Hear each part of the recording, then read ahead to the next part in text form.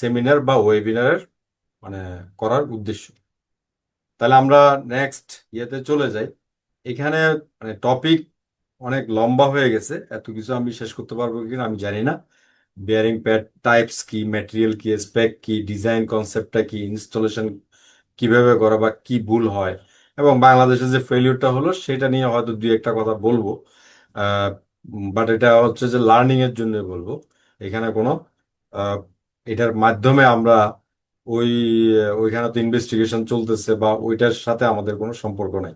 এটা সম্পূর্ণ ভিন্ন জিনিস। আমাদের উদ্দেশ্য হচ্ছে আমরা কিভাবে লেসন লার্ন করে সেটা ভবিষ্যতে কাজে লাগাতে পারি।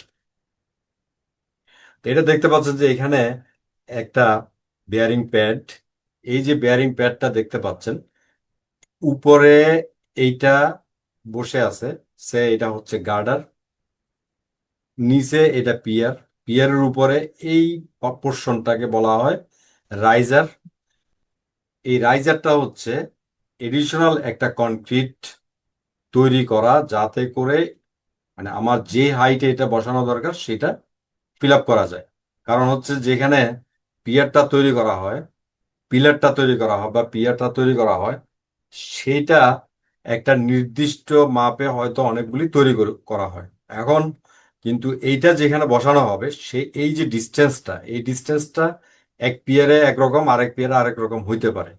বিভিন্ন কারণে হইতে পারে, রোডের অ্যালাইনমেন্টের কারণে, স্লোপের কারণে, কার্ভের কারণে হইতে পারে। এইগুলি অ্যাডজাস্ট করার জন্য এই রাইজারটা কি করা হয়, কম বেশি করা হয়। তারপরে এটার উপরে আহ, আবার এখানে নন শিং গ্রাউট দেওয়া হয়, তার উপরে এই বিয়ারিং প্যাডটা বসানো হয়। এবং দেখেন এখানে এই বিয়ারিং প্যাডটা, এটার সিস্টেমটা কিন্তু একটু ভিন্ন। এই বিয়ারিং প্যাডটা দেখেন এখানে নাট বোল্ট সিস্টেম আছে, সেটার মাধ্যমে একদম উপরের যে গার্ডার তার সাথেও আটকানো, নিচের যে কনক্রিট ব্লক আছে সেটার সাথেও আটকানো। অর্থাৎ এটা আসলে পড়ে যাওয়ার পসিবিলিটি খুবই কম। এটার সিস্টেমটা একরকম, বা এখানে আমাদের যে মেট্রোতে যে যেটা আছে সেটার সিস্টেমটা একটু ভিন্ন। তাই এটাও একটা বেয়ারিং প্যাড। এখন এটা কি জিনিস, কি দিয়ে তৈরি আমরা পরে দেখতে পাচ্ছি, দেখবো। এখানে কিন্তু আপনি দেখতে পাচ্ছেন অনেকগুলি সিরিজ অফ বেয়ারিং প্যাড পিয়ারের উপরে বা অ্যাপার্টমেন্টের উপরে বসানো আছে। আর এই পাশে আপনার ব্রিজটা এসে, ব্রিজের যে গার্ডারগুলি এসে এটার উপরে, প্রত্যেকটা গার্ড এক একটা গার্ডার এক একটার উপরে বসবে। এবং দেখেন এইটা এখানেও একই সিস্টেম, যে নিচের যে প্লেটটা আছে এই প্লেটটা এটার সাথে আটকানো, উপরের প্লেটটা উপরের গার্ডারের সাথে আটকানো থাকবে। মাঝখানে যেটা আছে সেটা সালাম হচ্ছে আলাইকুম। জি, সাউন্ড শোনা যাচ্ছে না প্রপারলি। আহ, আমার না, শুনতে পাচ্ছি। জি স্যার, শোনা সাউন্ড যাচ্ছে sir. Clear, sound sound clear. Clear. Clear, sound clear. Sound কোনো সাউন্ড সমস্যা ক্লিয়ার। ক্লিয়ার। নেই। আচ্ছা আচ্ছা, সাউন্ড ঠিক আছে, ঠিক আছে। সাউন্ড ক্লিয়ার আছে। ক্লিয়ার। আচ্ছা, সাউন্ড ক্লিয়ার আছে। যাদের যারা শুনতে পাচ্ছেন না হয়তো তাদের নিজস্ব কিছু প্রবলেম থাকতে পারে, সেটা নিয়ে আপনি আপনার নিজের একটু নিজের সিস্টেমটা একটু দেখে নেন। তা আমরা আর একটু আগাই। যে এখানে আপনার উপরে একটা প্লেট আছে, নিচে একটা প্লেট আছে। উপরের প্লেটের সাথে উপরের গার্ডার কানেক্টেড থাকবে, নিচের প্লেটের সাথে নিচের পিয়ারটা কানেক্টেড থাকবে। মাঝখানে যে ইলাস্টোমারিক প্যাড আছে সেইটা এই প্লেটের সাথে এবং এই প্লেটের সাথে আটকানো আছে, যার কারণে এই মানে সিস্টেমটা এমন যে এটা পড়ে যাওয়ার সুযোগ নেই। এটা হচ্ছে আরেকটা সিস্টেম, মানে এই সিস্টেমটা আগেরটা একই জিনিস। এরপর আপনি দেখেন এটাও একই সিস্টেম, এটাও আগে যেটা দেখালাম সেটা একই সিস্টেম। এখানে এই যেটা আছে এটার ওই পাশে হয়তো আরেকটা আছে। মোট চারটা মিনিমাম থাকে, আরো বেশিও থাকতে পারে। এবং এটা আপনি খেয়াল করেন এইখানে এই যে বক্স গার্ডারটা, এই বক্স গার্ডারটার এই গ্যাপটা একটু যদি খেয়াল করেন, এই গ্যাপটা কত, আর এই জায়গায় এসে গ্যাপটা কত। এখানে গ্যাপটা কমে গেছে। তার মানে হচ্ছে এটা যে কোনো কারণে থার্মাল অ্যাকশন বা মানে ক্রিপ, শ্রিঙ্কেজ, যে কোনো অ্যাকশনে এটা গার্ডার যদি লেংথ কম বেশি হয় সেটা অ্যাডজাস্ট করার জন্য এই ফাঁকা জায়গাটা রাখা আছে। আর এটা উপরে ফিল আপ করার জন্য যে সিস্টেম আছে সেটা হচ্ছে স্পেশাল একটা সিস্টেমে এটা তৈরি করা হয়। কিন্তু আপনারা একটা খেয়াল করেন যে এই জায়গাটা যখন এটা মানে এইদিকে এই ফাঁকাটা একটু বড়, সেই সময় এই যে বেয়ারিং প্যাডটা, এটার শেপটা হচ্ছে এরকম। আবার যখন এটা ফাঁকাটা একটু ক্লোজ হচ্ছে, থার্মাল এক্সপানশনের কারণে বা যে কোনো কারণে এটা এইদিকে মুভ করতেছে, তখন এইটার শেপটা দেখেন, একটু শেপটা মানে অন্যদিকে, অর্থাৎ এখানে একটা শিয়ার ডিফরমেশন হচ্ছে। তার মানে এই শিয়ার ডিফরমেশনটা অ্যালাউ করতেছে বলেই এটা এখানে আছে। যদি অ্যালাউ না করতো তাহলে এইটা ছিঁড়ে টিড়ে মানে চলে যেত, মানে অথবা একটা অন্য ধরনের অ্যাক্সিডেন্ট হতো। তার মানে এইটার যে ডিজাইনটা, এটা ডিজাইনের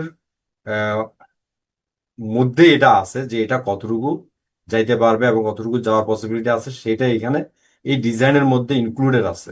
ইনক্লুডেড না থাকলে এটা ঠিকমতো ফাংশন করবে না। এটা হচ্ছে আমাদের এই যে মেট্রো রেলের সিস্টেম।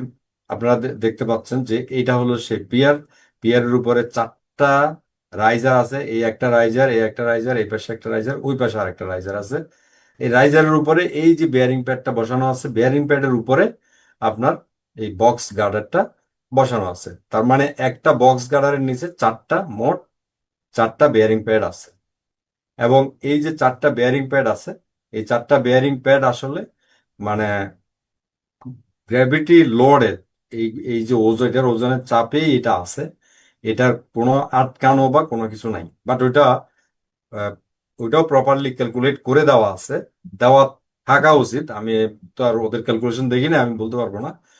দেওয়া থাকে নর্মালি যে এইটার যে ফ্রিকশন, এটার যে ওজন, এটার যে ফ্রিকশন কোএফিসিয়েন্ট, সেই ফ্রিকশন কোএফিসিয়েন্ট, এটার ওজন, এটা হিসাব করে এটা যে পরিমাণে ফ্রিকশন নিতে পারে সেগুলি সব হিসেব নিকেশ করে এটা দেওয়া থাকে।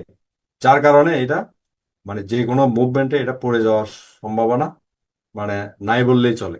তারপরেও কেন পড়ে বা স্লিপেজ হয় সেগুলি আমরা আরেকটু সামনে আমরা শেষ হলে অনেকগুলি জিনিস বুঝতে পারবো, যে কি কি কারণে একটা বেয়ারিং প্যাড স্লিপ করে পড়ে যেতে পারে, সেগুলি আমরা দেখব। তো এটা আরেকটু ক্লোজ আপ ভিউ। এটা হচ্ছে রাইজার, এটা হচ্ছে আপনার সেই বেয়ারিং প্যাড, এবং এটার নিচে লেভেলিং এর জন্য নন শেডিং গ্রাউটও থাকে। এই হলো সিস্টেম। এখন আমরা যদি দেখি যে এই বেয়ারিং প্যাডের উপরে কি কি ফোর্স কাজ করে। স্বাভাবিকভাবে আপনারা জানেন যে ডেড লোড তো আছে, লাইভ লোড আছে। লাইভ লোড কি? লাইভ লোডটা হচ্ছে আমাদের ট্রেনের লোড বা বাস ট্রাক যদি চলে সেই বাস ট্রাকের লোড, এগুলো হচ্ছে আমাদের লাইভ লোড। এবং ক্রিপ শ্রিঙ্কেজ যের কারণে যে একটা লোড আসতে পারে। এরপর হলো থার্মাল মুভমেন্ট, অর্থাৎ যে সমস্ত দেশে, আমাদের দেশও যে সমস্ত দেশে মানে মিনিমাম টেম্পারেচার এবং ম্যাক্সিমাম টেম্পারেচারের ডিফারেন্সটা অনেক বেশি, সেই ক্ষেত্রে থার্মাল মুভমেন্টটাও কিন্তু মানে অনেক বড় একটা ফ্যাক্টর হয়ে দাঁড়ায়। এবং আরেকটা লোড হচ্ছে ট্রেন ব্রেকিং এবং অ্যাক্সেলারেশন।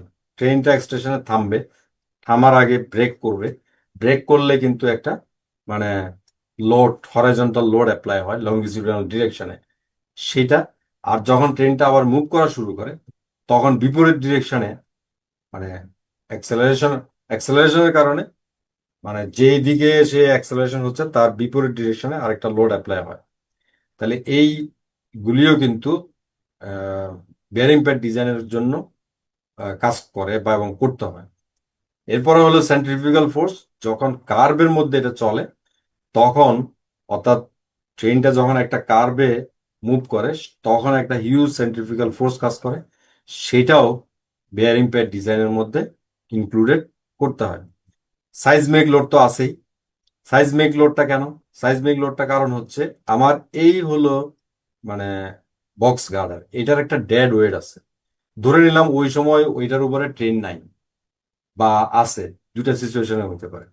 আচ্ছা, ট্রেন আছে বা না, যাই হোক না কেন, সেই মিলে এটার যে লোড হবে, সেই লোড সহ এটার যে মাসটা, সেই মাসের উপরে আমার যে পরিমাণে আর্থকোয়েক লোড অ্যাপ্লাই হবে ল্যাটারাল ডিরেকশনে, লঙ্গিটিউডিনাল ডিরেকশনে না, ল্যাটারাল ডিরেকশনে, সেইটার কারণে এই পুরা জিনিসটা এটার উপরে স্লিপ করে বাইরের দিকে এসে যদি চলে আসে, তাহলেও এটা আর্থকোয়েকের সময় ফেল করতে পারে। এবং এইরকম ফেলিউর মানে একেবারে নাই তা না।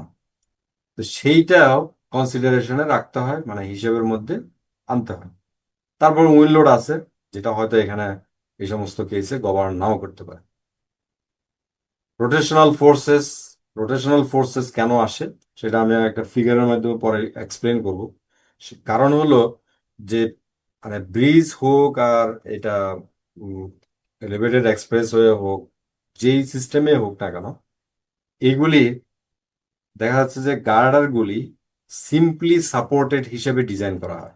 সিম্পলি সাপোর্টেড, তো সিম্পলি সাপোর্টেড যদি হয়, সাপোর্টের যেই জায়গাটা, সেই সাপোর্টের জায়গায় এটা সিম্পলি সাপোর্টেড হওয়ার কারণে এখানে সাপোর্টের জায়গায় আপনার গার্ডারটা রোটেশন হয়। যেহেতু মোমেন্ট আমার জিরো, সুতরাং এটা ডিফ্লেক্টেড শেপটা, যে শেপটা ধারণ করে সেটার কারণে একটা রোটেশন হয়। আমি ফিগারের মধ্যে দেখালে আরো ক্লিয়ার হবে। এইটাও কিন্তু মানে প্যাডের ডিজাইনের কনসিডারেশনে রাখা হয়। মিসঅ্যালাইনমেন্ট, মিসঅ্যালাইনমেন্ট আমি যতই কাজ করি না কেন, মিসঅ্যালাইনমেন্ট কিছুটা থাকতে পারে, সেইটা মানে কনসিডারেশনে রাখতে হয়। এখন আমরা যদি দেখি যে ফর এক্সাম্পল ট্রেনটা, যে কার্ভ আছে, কার্ভের উপরে ট্রেনটা চলতেছে, তাহলে আমরা ধরে নিতে পারি ট্রেনের একটা চাকা এখানে আরেকটা চাকা এখানে, মানে এইখানে যদি দুইটা একসাথে চলে তাহলে একটা চাকা এখানে আরেকটা চাকা এখানে, এটা আমরা ধরে নিতে পারি। এখন ট্রেনটা যখন মুভ করবে তখন তার যে ডেড ওয়েট এবং এই বক্স গার্ডারের ডেড ওয়েট মিলে এখানে একটা লোড অ্যাপ্লাই হচ্ছে। বাট ট্রেনটা যেহেতু কার্ভে মুভ করতেছে, তখন কার্ভের মুভমেন্টের কারণে সেন্ট্রিফিউগাল ফোর্স এই ডিরেকশনে কাজ করবে। তাহলে এই ডিরেকশনে এইখানে এই বেয়ারিং প্যাডের উপরে কিন্তু এই ল্যাটারাল ডিরেকশনে এই ফোর্সটাও তখন কাজ করবে। তাহলে এইভাবে মানে এটা ল্যাটারাল ডিরেকশনে কাজ করতেছে। আচ্ছা, এরপরে দেখেন এইটা যখন ল্যাটারাল ডিরেকশন এটা কাজ করতেছে, ট্রেনটা যখন যাওয়া শেষ, মানে চলে গেল, কার্ভ কার্ভ এটা পার হয়ে চলে গেল, চলে গেলে এই ল্যাটারাল ডিরেকশনে এটা যে পরিমাণ মুভমেন্ট, ইলাস্টিক মুভমেন্ট হয়েছিল, সেটা কিন্তু ট্রেন চলে যাওয়ার পরে এটা কি করবে, রিবাউন্ড করবে। তার মানে কি এই জিনিসটা একবার এই ডিরেকশনে মুভ করবে আর একবার এই ডিরেকশনে মুভ করবে। এটাই হচ্ছে এইটার ধর্ম, এবং এটার এই কারণেই তো এটা দেওয়া। তাহলে এইটা সেই ফাংশনটা করার সময় একবার এদিকে মুভ করবে একবার এদিকে মুভ করবে। সেই কাজটা সে করার সময় সে যদি কোনো কারণে এই জায়গায় ফ্রিকশনটা সাফিসিয়েন্ট না থাকে, এটার উপরেও যদি সামান্য কিছু মুভমেন্ট হয়, এবং সেই মুভমেন্টটা আজকে 2 মিলি, কালকে 3 মিলি, পরশু 2 মিলি, এভাবে করতে করতে যদি এটা সরতে থাকে এই ডিরেকশনে বা এই ডিরেকশনে, তখন এক পর্যায়ে এটা স্লিপ করতে পারে। তার মানে হচ্ছে এইটা, এই জিনিসটা, এখানে যে ফ্রিকশনটা আছে, এখানে যে ফ্রিকশনটা আছে, এটা যদি সাফিসিয়েন্ট না থাকে, তখন এইটা এই পুরা জিনিসটা যে ডিফর্ম হয়ে যে মুভমেন্ট হবে, সেটা না হয়ে বরং এটা হয় এটা মুভ করতে পারে, না হলে এইটা এই ফ্রিকশন ঠিক আছে, এই ফ্রিকশন না থাকার কারণে এই পুরা জিনিসটাই এদিকে এবং এদিকে মুভ করতে পারে। তাহলে এইভাবে মানে স্লিপেজটা হয়, এবং স্লিপেজটা কখনো একদিনে হয় না, এটা গ্রাজুয়ালি হয়। এটা হইতে 1 সপ্তাহ বা 2 দিন বা 3 দিন বা 1 মাস টাইমও লাগতে পারে। আর এই যে ট্রেনটা, ওকে, এটা হচ্ছে, এটাই যেটা দেখাচ্ছি সেটা হচ্ছে যে মনে করেন এই ট্রেনটা স্টেশনে